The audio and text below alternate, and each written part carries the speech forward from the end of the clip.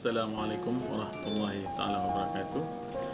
Kepada semua pendengar, alhamdulillahirabbil wassalatu wassalamu ala asyrafil anbiya'i mursalin sayyidina Muhammadin wa ala alihi wa sahbihi ajmain. Rabbi shrah li sadri wa yassir li amri wahlul 'uqdatam min lisani yafqahu qawli. Pada mula-mulanya kita mengucapkan terima kasih kepada Pusat Urus Zakat Pulau Pinang yang memberi peluang kepada saya. Saya Dr. Syahul, pakar kardiologi di Hospital Pulau Pinang, untuk memberi sepatah dua kata ataupun perbincangan untuk kebaikan kepada semua. So program yang kita nak bawa untuk hari ini adalah program yang kita lakukan sendiri, iaitu program menambah nilai kepada masyarakat, iaitu program Add Value Back to the Community. So bila kita bincang mengenai program Add Value Back to Community ini, dua perkara yang saya cuba nak kaitkan di sini, iaitu kembalikan nilai. Contoh, nilai kepakaran kita. Contoh, kita pakar sebagai doktor, satu kita pakar sebagai engineer, satu kita pakar sebagai cikgu. Kita cuba memberi semula kepakaran itu kepada masyarakat secara percuma. So, yang kedua, nilai yang kita nak berikan dalam bentuk wang ringgit atau hasil pendapatan kita dengan membantu, dengan memberi sedekah ataupun menunaikan zakat kita kepada masyarakat. So aspek yang penting saya cuba tekankan satu hadis Rasulullah SAW, ikhtanim khamsan qabla khamsin. So rebutlah 5 perkara atau manfaatkan 5 perkara sebelum datangnya 5 perkara. So 2 perkara yang saya ingin kongsi hari ini: sihatmu sebelum sakitmu. So kita tengok, sihatmu sebelum sakitmu. Sakit. So kalau kita tengok dalam konsep rawatan saya sendiri, penyakit jantung itu sendiri ataupun serangan jantung itu sendiri ialah serangan masalah kematian yang nombor 1 di Malaysia. Okey. So masalah serangan jantung itu menyebabkan banyak nilai dan banyak kematian kepada orang-orang muda maupun generasi-generasi yang tua. Okey. Sumber masalah utama ialah masalah kolesterol. Kalau kita ingat semula, sejak kita lahir, bila kita sudah umur baru 3 tahun, mula kita mendapatkan susu ibu ataupun susu lembu itu sendirinya, kolesterol plak ataupun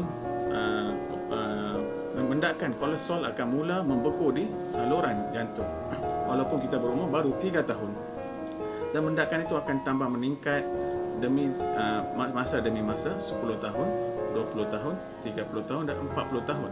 So risiko jantung akan kian menambah. Risiko jantung akan terus menambah dan akan menyebabkan serangan jantung. So kita kena faham, serangan jantung patut dirawat dan dicegah. Tuan-tuan, puan-puan yang tengah mendengar pencerahan pada kali ini, kita kena faham serangan jantung ni sebagai contoh. Bayangkanlah 10 orang yang terlibat dengan serangan jantung, cuma 5 orang yang sampai ke hospital. 5 orang lagi bukan tak sampai ke hospital atau tak ada ambulans, 5 orang lagi ni akan meninggal. 5 yang sampai di hospital, cuma 3 yang akan pulang ke rumah. 2 lagi pesakit terpaksa dirawat dalam keadaan yang intensive care atau rawatan yang rapi. So, oleh yang demikian, sihatmu sebelum sakitmu, kita kena cuba mencegah. Bagaimana kita ingin mencegah? Saya ingin berkongsikan satu tips yang menarik. Selain daripada makan ubat, selain kita selalu kongsi nak sangat makan ubat, ubat hospital tu wajib makan. Doktor suruh makan ubat, kita kena makan. Doktor kata jangan makan, kita kurangkan. Jangan sendiri, berhenti ubat. 2 lagi perkara yang kita kena tambah selain daripada makan ubat ialah kita kena modify atau memperbaiki risiko kita. Contoh risiko yang boleh diubah, kalau kita merokok, kita kena berhenti rokok. Kalau kita ada risiko kencing manis, kita kena kurangkan risiko kencing manis. Kalau kita ada masalah darah tinggi, kita kena rawat darah tinggi. Kalau kita ada risiko kegemukan, kita kena atasi masalah kegemukan. Dengan memakan ubat, mengurangkan risiko, belum lagi boleh mengatasi penyakit ini. Kita kena tambah satu lagi, ubah suai cara pemakanan kita. Apa maksud ubah suai cara pemakanan kita? Kita kena pastikan makanan-makanan kita pilih itu makanan-makanan yang sihat, yang ada. Contoh, katakanlah nasi itu sendirinya boleh menambahkan kandungan karbohidrat, kandungan gula dalam badan. Cuba gantikan nasi dengan makanan yang kurang glycemic index. Maksud kurang glycemic index ni ialah menyebabkan kurang karbohidrat kepada diri kita, terutamanya kepada pesakit kencing manis. Nasi boleh digantikan dengan contoh barley. Okey, dan boleh tambah lagi makanan-makanan kesihatan yang lain. So roda ataupun roda rawatan seseorang itu, terutamanya untuk masalah jantung ni, ialah makan ubat hospital dengan sebaik mungkin, ubah, modify risk factor. Okey, risiko-risiko yang kita ada kena ubah. Tak guna makan ubat hospital hari ni, balik isap lagi rokok. Tak guna makan ubat hospital hari ni, masih lagi tak exercise, masih lagi menghadapi sedentary life yang tidak sihat. So makan ubat hospital, ubah risiko pemakanan dan juga makan makanan yang sihat. 3 benda ni mempengaruhi untuk rawatan hospital. Mengapa saya buat penekanan di sini? Sebab kos rawatan itu sendirinya. Kos rawatan itu mempengaruhi rawatan kepada semua pesakit yang ada di ni. Contoh di Hospital Pulau Pinang saja, hampir setiap hari kita akan terpaksa buat hampir 15 hingga 20 pesakit untuk rawatan jantung.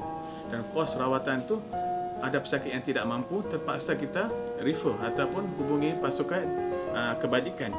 Pasukan kebajikan terpaksa pula menghubungi pasukan atau pejabat-pejabat urusan zakat ataupun NGO lain untuk rawatan zakat itu sendirinya. Sebab pesakit-pesakit yang tidak mampu, pesakit-pesakit yang miskin, yang tidak mampu, perlu mendapat rawatan yang terbaik untuk masalah kesihatan ini. Sebab tu penekanan sihat sebelum sakit itu satu konsep yang terlampau penting untuk kita atasi masalah ini. Faktor kedua yang kita boleh tengok dalam hadis Rasulullah SAW ialah kaya sebelum miskin. Okey, faktor kemiskinan itu sendirinya akan menyebabkan ramai pesakit tidak mengambil kesihatan atau mengambil rawatan yang baik. Ada banyak pesakit terpaksa kita menghubungi pejabat zakat untuk mendapatkan rawatan. Contohnya ada beberapa pesakit kita terpaksa hubungi zakat, dan zakat akan membantu pesakit-pesakit yang fulfill ataupun mendapat kriteria-kriteria tertentu untuk mendapatkan rawatan tersebut. So faktor kaya sebelum, kaya sebelum miskin. So harta yang kita ada tu, tak semestinya kita kena jadi jutawan baru kita nak derma. Tak semestinya kita ada duit yang banyak baru kita kena derma. Kita cukup dengan apa hasil yang kita terima. Okey, para pendengar, apa hasil yang kita ada, kita guna sedikit dan sebaik mungkin, seperti yang disukai oleh Rasulullah SAW. Beri sedikit tapi secara istiqamah. Okey, untuk tujuan itu juga, apa yang saya sendiri lakukan dengan beberapa NGO itu sendirinya, kita akan melawat pesakit-pesakit yang miskin, melawat pesakit-pesakit yang kurang mampu, dan juga melawat asnaf-asnaf yang menerima zakat untuk merawat pesakit kesihatan mereka. Di mana kita membuat program di mana namanya Health to Home, membawa kesihatan kepada rumah, dengan melibatkan beberapa NGO yang ada di Pulau Pinang. Contohnya kita ada Persatuan Muslim Bersatu. Lepas ni kita tengah menghubungi, bekerjasama dengan Pusat Urus Zakat itu sendiri, dengan juga beberapa NGO lain untuk mendapatkan program ini, di mana kita boleh atasi masalah kemiskinan dan juga ada masalah kesihatan. Kita sendiri turun padang, sebab kadang-kadang pesakit selalu komplain kat saya, doktor, saya datang hospital 6 pagi, 7 pagi lepas subuh saya sampai hospital, tunggu doktor 2-3 jam, dan pesakit ni tak mampu, tak boleh jalan, tak ada duit, terpaksa naik taksi, sekarang mungkin naik Uber, datang ke klinik, datang ke hospital. Nak tempoh masa berjumpa dengan doktor mungkin dalam 15 minit hingga setengah jam.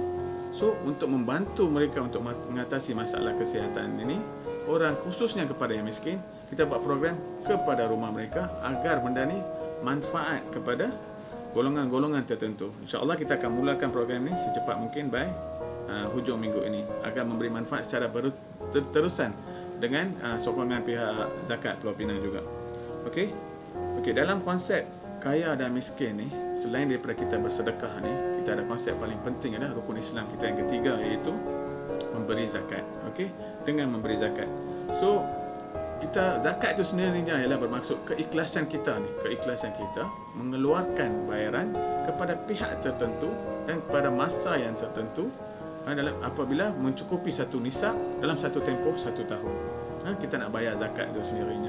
Contoh, sebab apa zakat itu penting? Kalau kita tengok banyak sangat kelebihan zakat, antara menghapuskan dosa, menjauhkan diri kita daripada neraka, mencepatkan kita masuk dalam surga. Tapi konsep yang paling senang, duit yang kita cari ni, dia menjadi benteng. Bentengkan hartamu dengan zakat. So kita kena keluarkan zakat.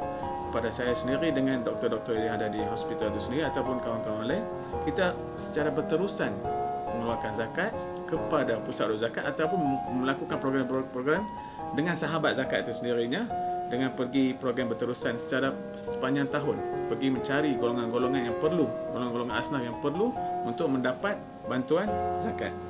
So untuk bayaran zakat di Pulau Pinang itu sendirinya juga kita ada konsep potongan bulanan. Itu masing-masing setiap bulan nak buat potongan gaji, macam kita bayar PCB, macam potong cukai, kita boleh bayar zakat potongan bulanan. Kepada yang tak mampu nak potong bulanan, kita bayar secara cash direct kepada pejabat urus zakat yang kita ada di Pulau Pinang. Dan ada yang lagi terlampau sibuk, kita ada bayaran melalui online, Maybank ataupun CIMB. Okey? Sebab kadang-kadang ada orang nak bayar sebab nak mengatasi masalah cukai, LHDN nak kena bayar, cukai pun nak kena bayar. Okey, sebagai contoh lah, cukai tu kalau kita katakan RM2,000, zakat tu RM1,500, cuma kita kena bayar ekstra lagi RM500 saja kepada LHDN. Itu sebagai contoh. Okey. Kalau anda kata cukai itu RM2,000, kita dah tolong bayar zakat, PCB potongan bulanan sepanjang tahun dah RM1,000, kita bayar lagi ke atas tu zakat RM2,000, so LHDN akan kembalikan balik RM1,000. So ini konsep kalau kita fikir sangat-sangat, kalau saya nak bayar zakat ni LHDN nak kena bayar lagi macam mana. So zakat akan uruskan untuk isu ini. Okey. So akhir sekali saya nak pastikan kita faham konsep kat sini, di mana konsep kesihatan dan konsep kaya tu memainkan peranan penting dalam memberi dan atau mengatasi masalah kesihatan para orang yang berada di Pulau Pinang. So benda yang kita kena renungi, pada akhir kata saya nak cuba masukkan hadis yang Rasulullah mengatakan akan datang pada akhir zaman satu zaman di mana umat-umatku akan mencintai 5 perkara. Lepas tu dia akan lupa lagi 5 perkara. So dia akan cinta pada dunia. Okey, cinta pada dunia ni, dan dia akan lupa pada akhirat. So dia lupa pada akhirat ni, perkara-perkara tuntutan Allah tu dia akan lupa. Nak bagi sedekah orang pun dia akan lupa, dia nak bayar zakat pun dia lupa, dia nak sembahyang secara betul pun lupa. So dia akan cinta kepada dunia saja. Okey. Yang kedua tu, dia akan cinta pada harta. Okey, setiap perhitungan harta yang kita belanjakan ni akan diperhitungkan. So dia cinta pada harta, dia lupa pada perhitungan nanti. Harta tu ada, sedekah tak keluarkan, zakat tak keluarkan. So konsep ni masih lagi dia akan cinta kepada benda-benda yang pelik sikit. Okey. Yang ketiga, dia akan cinta kepada makhluk. Okey. Dia akan cinta kepada makhluk dan dia akan lupakan Khaliq. Khaliq ni dia lupa kepada Allah. Dia akan cinta kepada makhluk saja. Okey. Dan dia akan buat banyak-banyak benda-benda maksiat. So dia akan cinta kepada dosa. Dia akan buat dosa, dia rasa dalam keadaan yang selesa. Dia buat dosa, dia rasa senang. Dan dia akan lupa kepada benda yang paling simple itu ialah kita taubat. Tuhan akan terima segala-gala taubat kita kalau kita buat secara betul. Kita buat taubat nasuha yang cara yang betul. Benda keempat. Dan yang kelima, kita akan cinta kepada mahligai. Itu perkara biasa. Setiap bulan, setiap 3 bulan ni kita akan ada property fair. Memang untuk mendapatkan rumah ataupun mahligai indah itu satu nafsu diri kita sendiri atau kepuasan diri kita sendiri. Tapi pada masa yang sama kita akan lupa kepada kubur. Kita akan lupa kepada kubur. Okey, 5 perkara ni pada akhir zaman ni makin lama ni akan menjadi daya tarikan yang kita akan lupa banyak benda-benda benda-benda ukhrawi itu sendiri. Okey. So secara kesimpulan kita boleh pastikan, okey, perkara-perkara yang kita kena buat, program yang kita cuba implement ialah add value back kepada masyarakat semula. Okey, kalau kita ada pakar sebagai doktor ni, dengan kepakaran yang kita ada ni, kita boleh kerja di mana-mana, okey, untuk dapat bayaran yang tinggi. Dan saya rasa tak salah kalau kita beri semula nilai kita ni secara percuma kepada masyarakat-masyarakat yang ada. Sama juga kepada, kita bagi contoh lain, kepada cikgu. Cikgu-cikgu memang berebut nak buka tuition center, nak mengajar dengan keadaan ekonomi yang tak baik, dan so untuk membantu ekonomi masing-masing. Tapi kalau kita buat mungkin dalam sebulan sekali, dalam satu karya kita nak bagi percuma mengajar anak-anak buah. Okey, so yang tu salah satu nilai yang ditambah sebulan kepada masyarakat secara percuma. Okey, so benda tu mempengaruhi. Lepas tu, dan membayar sedekah dan membayar zakat ni kita perlu kekalkan agar benda ni menjadi benda yang berterusan. So saya harap pendengar-pendengar ni boleh menggunakan ini sebagai satu titik tolak bermula daripada hari ini. Dia tak perlu kena jadi doktor, dia tak perlu kena jadi seorang yang hebat. Setiap orang ni ada kepakaran masing-masing. Okey, mungkin saya ada kepakaran boleh membuat arkitek, boleh draw arkitek. Memang kita kena draw untuk mendapatkan kewangan. Tapi ada benda-benda yang kita boleh bantu masyarakat Islam secara percuma. Okey, kita kena bantu secara percuma. So agar kita, usaha yang kita buat ni untuk tambah nilai kepada masyarakat ni, okey, boleh memberi manfaat. Bila kita manfaatkan 5 benda yang saya bagi tahu tadi itu, kita rebut 5 perkara ni. Kita rebut 5 perkara ni. Sebelum datangnya 5 perkara, saya ulang balik, kita punya kesihatan sebelum sakit, okey, kita sebelum kaya dan sebelum kita jadi miskin, waktu lapang sebelum kita sibuk, okey, sebelum muda sebelum datangnya tua, dan hidup sebelum mati. Kita kena ingat tuan-tuan dan puan-puan sekalian yang dengar pencerahan kali ini, kadang-kadang kita rasa kita nak jadi perfect. Kita tak boleh jadi perfect untuk nak bantu orang. Nobody is perfect. Okay? Yang penting dalam hidup is progression. It's not perfection. Okay? So bila kita ada progression dalam hidup, kita akan terus dan terus akan membuat kebaikan. Okay? Kalau kita nak fikir kita nak perfect, baru kita nak bantu orang, kita nak perfect, baru kita nak bantu orang, susah. Nanti kena jadi wakil rakyat saja boleh bantu orang. So kita semua, kita ambil kesempatan kali ini agar sedikit sebanyak perkongsian saya pada pagi yang berbahagia ni, agar boleh memberi kebaikan kepada pendengar dan boleh disampaikan kepada orang lain. Boleh memudahkan kita memberi nilai-nilai terbaik kepada masyarakat yang akan datang. So kepada orang yang selalu membayar zakat, so kita mengucapkan terima kasih juga, sebab itu satu usaha, itu rukun Islam yang dia lakukan secara baik. Orang yang continuously memberi sedekah tu kita kena maintain. Okay? So hari ni hari Jumaat, bagus kita sedekah. Kita nak pergi sembahyang Jumaat kali ni, kita sedekah. Okay? So kita akhiri kita punya perkongsian ni. Mungkin kita akan jumpa lagi, ataupun boleh jumpa saya di Facebook saya sendiri, di Facebook saya Dr. Syahul, untuk perkongsian-perkongsian yang baik, untuk kita terus menambah nilai. Kita hashtag add value back to community. Kita add value back to community agar mendapat kebaikan kepada semua. So, Assalamualaikum warahmatullahi taala wabarakatuh.